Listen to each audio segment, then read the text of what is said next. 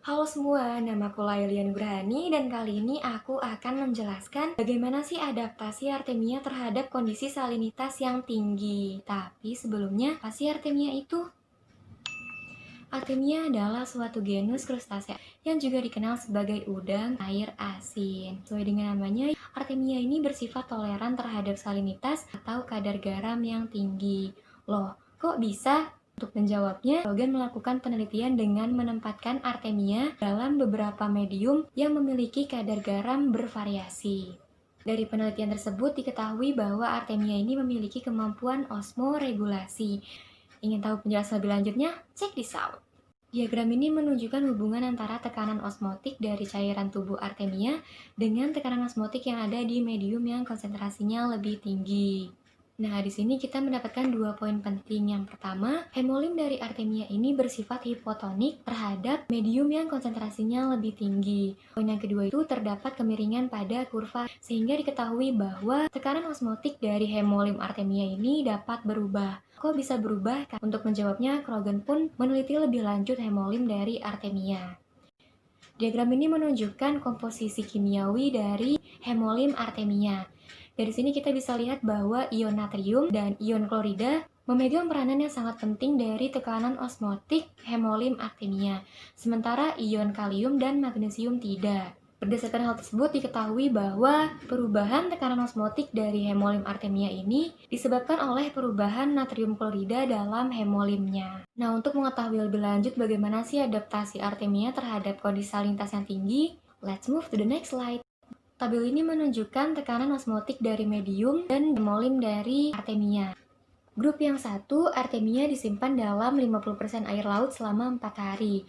Sementara sisanya dipindah ke 300% air laut. Setelah 2 hari, sampel hemolim diambil dan dijadikan grup yang kedua. Lalu Artemia yang tersisa dibagi menjadi 2 grup, di mana grup yang ketiga disimpan lagi dalam 300% air laut selama 2 hari, sementara grup yang keempat dikembalikan ke 50% air laut selama 3 hari. Dari tabel bisa kita lihat bahwa pemindahan Artemia menuju medium yang berkonsentrasi lebih tinggi menyebabkan tekanan osmotiknya sedikit meningkat. Hal ini terkait adanya peningkatan ion natrium hingga nantinya mencapai kondisi yang stabil.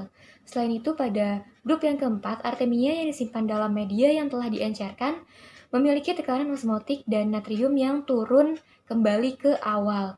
Padahal di sini, tekanan osmotik dan konsentrasi natrium pada medium masih lebih tinggi dibanding hemolim Artemia.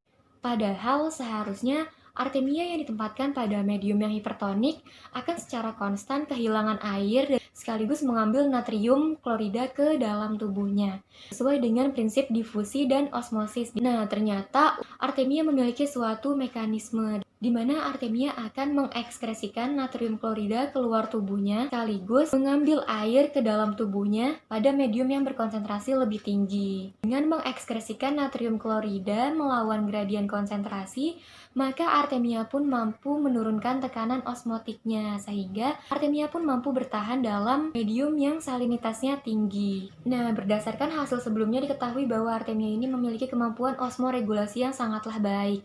Nah, ternyata kemampuan osmoregulasi ini haruslah disertai dengan kemampuan permeabilitas.